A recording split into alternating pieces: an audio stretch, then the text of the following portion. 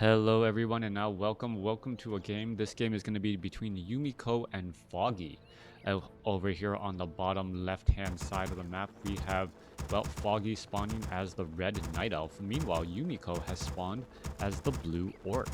Alright, blue versus red versus blue Amazonia. This is a NetEase ladder match as well. We are looking at Yumiko just spamming out those rally points like there is no tomorrow. All right, what are we going to be looking at here? Ancient of War coming into play. There is that Altar of Elders followed alongside a Moonwell. Most likely going to be archers with that Keeper of the Grove.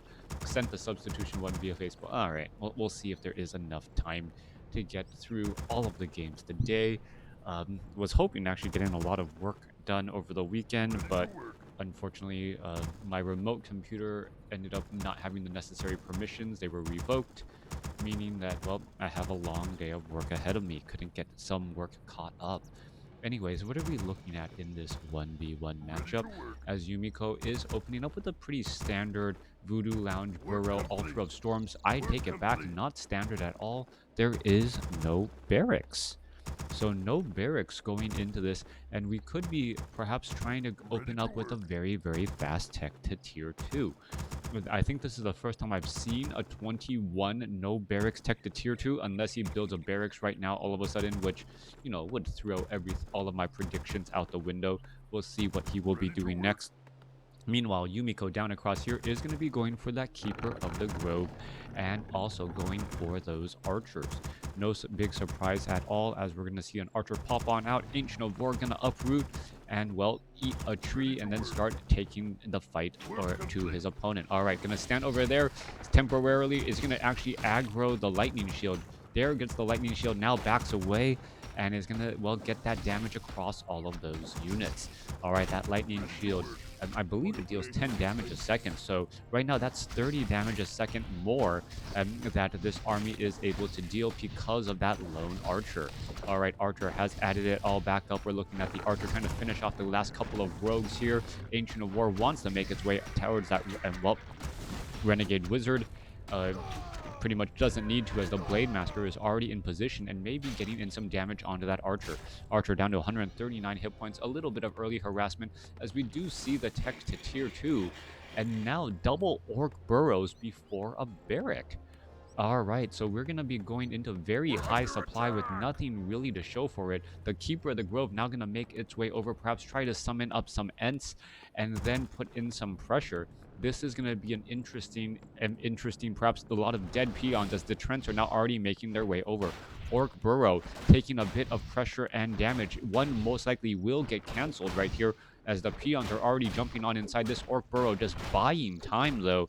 As you see, one of those Orc Burrows will in fact finish. Second Orc Burrow, peons are already there in position waiting, and perhaps, well, perhaps Yumiko knew that his opponent was going to be trying to put in a lot of pressure. By building two Orc Burrows at the same time, he essentially has a lot more hit points. There goes down the archer, as nope, he really wanted that second Orc Burrow already, and now finally going into that barracks. All right, so burrows for the burrows getting placed down, barracks already getting added in here, not saving any of that gold, and I am a bit confused as what Yumiko's long-term strategy is going to be. Spam this Froggy to help Foggy. All right, so what is Foggy going to be doing next? Meanwhile, back down to the south, you already see him at tech to tier 2, Ring of Protection +3, Cloak of Shadows, as a Tree of Life being placed down by Foggy to perhaps, well, obviously try and set up an expansion down over here. Now, limited expansions on this map, as the Forest Troll Berserker will end up falling. We are looking at the War Mill getting added. We are going into barracks. We are going into a lot of Orc Burrows, and you see 18/41 supply right now with, well, with no real production buildings as of yet. We'll see what Yumiko wants to do, or eventually what he'll transition into, what his long game strategy will be, and as, well, the game moves forward. Tree of Life already about halfway done. It is going to be uprooting, perhaps eating through this tree line to get through there. Meanwhile, the Blade Master well, still doing a lot of creeping, and interestingly enough, the Blade Master is going to be able to take down this Forest Troll Berserker. I don't believe he actually has an item slot. Needs to use like a healing salve or a clarity potion, maybe actually using both. There it goes, as after it waited for those creeps to go back to sleep. All right, Dust of Appearance, making sure that the Blade Master is not nearby. Level 3 now on that Keeper of the Grove, as Foggy may be heading back off to the north. And we are going into a Shadow Hunter and also that Spirit Lodge for those Shamans with Purge. A very common strategy now to counteract that Keeper of the Grove. However, you still need to go after... Oh, there goes one Archer. You still need to get a Raider eventually to try and deal with that Keeper of the Grove. You cannot rely on the Shadow Hunter's Hex alone when it comes to trying to ensnare. Sometimes that Shadow Hunter is just out of position, and well, we'll see if we are going to be going into a Goblin Alchemist as well. If a Goblin Alchemist is added, then it is perhaps a much... Oh, there it is. There's that Goblin Alchemist.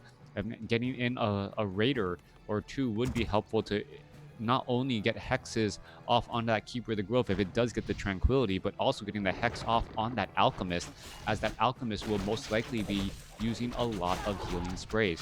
All right, Grunt already down to 47 hit points. Healing Wave not going to the low hit point Grunt as he sees its own partners getting saved. Shadow Hunter and Archer now trying to retreat back here.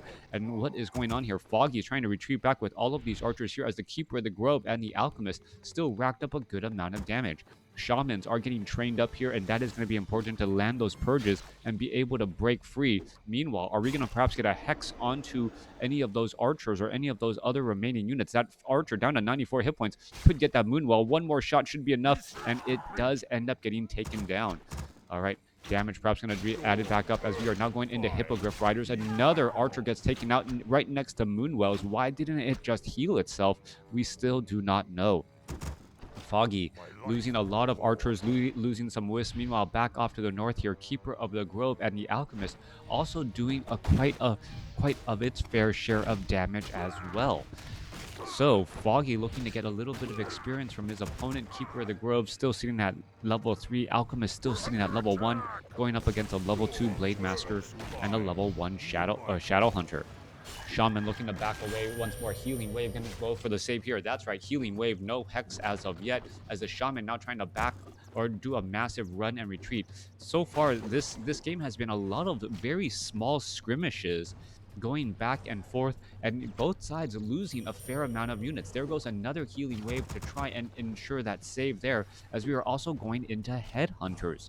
All right, no sign for a tech to tier 3.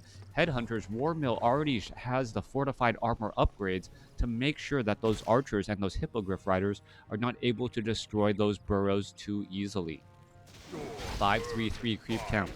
Easily going to be cleared out here.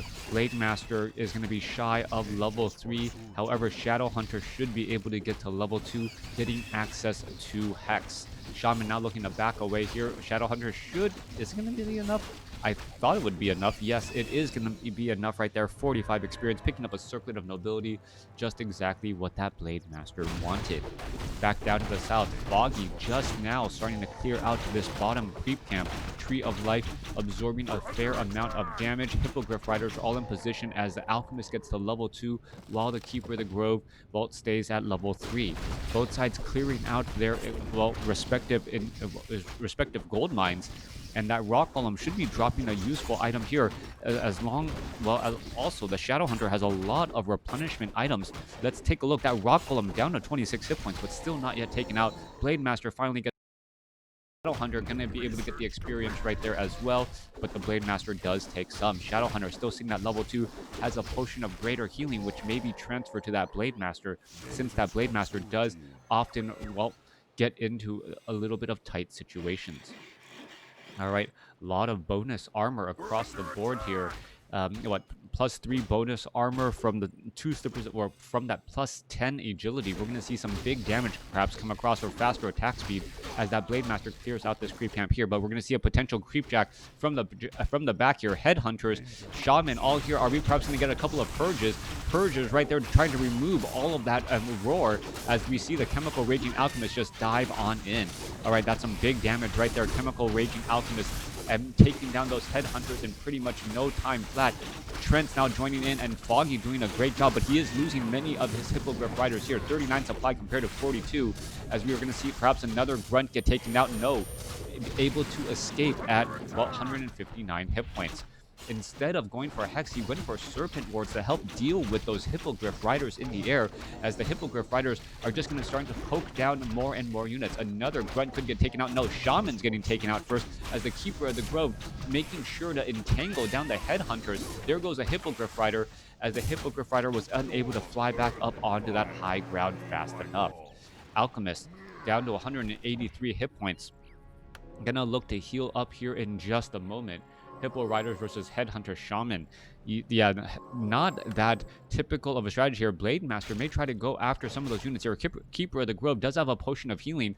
Alchemist now trying to retreat back as well. Has that clarity potion and is going for Acid Bomb Chemical Rage as opposed to the healing spray. All right, that is interesting there, as we're going to look at that Blade Master trying to retreat back. Oh, Mirror Image to break through that, break off of that entangle. Nicely done there, as it creates 2 units, and well, we may actually see some Lightning Shield use as well. That Mirror Image strategy, well, never thought to use Mirror Image as a way to save mana on those Shaman, create a clone of yourself being able to access, as we see. Oh, there goes another problem right there. That was just an illusion, however, as a Dust of Appearance charge was used right there. All right, Yumiko getting in a little bit of a head fake once more, as the Blade Master now retreats back, trying to pull back the aggro, and we'll have these Headhunters and that Shaman finish off this creep camp. No tech to tier 3, no sign of Berserkers. Shamans are still being trained up. Adept training most likely already done. Yep, Adept training lightly done. There's that Lightning Shield, as well, Lightning Shield coming in from the Renegade Wizard instead of the Shaman. All right, Shadowhunter picks up a Robe of Magi and Intelligence, a mana-heavy hero for an agility-based hero. Not quite sure what that is about in terms of balance, but well, we'll see what's going to be happening next. Alchemists now making their way back off to the north. Hippogriff Riders, Keeper of the Grove, ready to put in some pressure, but Archer and piercing damage does not add damage up very quickly. Well, all of those peons just going to go ahead and jump inside the Orc Burrows and do exactly that, being able to have access to piercing damage, incredibly important, as the, well, Chemical Raging Alchemist now moseying on in. All right, level 2 Serpent Wards should be able to really deal a lot of damage back to those units, as these forces of nature will just all get cleaned up pretty much in a moment's notice. 49 supply compared to 50. Foggy going for this mass Hippogriff Rider strategy with the bomb for that negative armor, but well, hasn't been really that many units to try and focus down. All of these units are, well, low supply units. You want to be able to focus down the biggest and the baddest unit, but when all of your opponent's units are about the same, it just doesn't seem to add up nearly that quickly. Peon still back across over here. We're seeing the Hippogriff Riders finishing off this Voodoo Lounge down to the south. Meanwhile, we may see some pressure on Foggy's own expansion. Blade Master ready to move on in. Shaman are right there. Headhunters are making their way over. Serpent Wards are down, and this may actually be the right opportunity to place down a good number of Serpent Wards to prevent any sort of Scroll of Town portal. Meanwhile, Orc Burrows, well, peons are trying to fight back here. Are we going to get some repairs? Yes, we are, and there's really not that many peons for Yumiko right now, sitting at 15 workers, even though he is on 2 bases.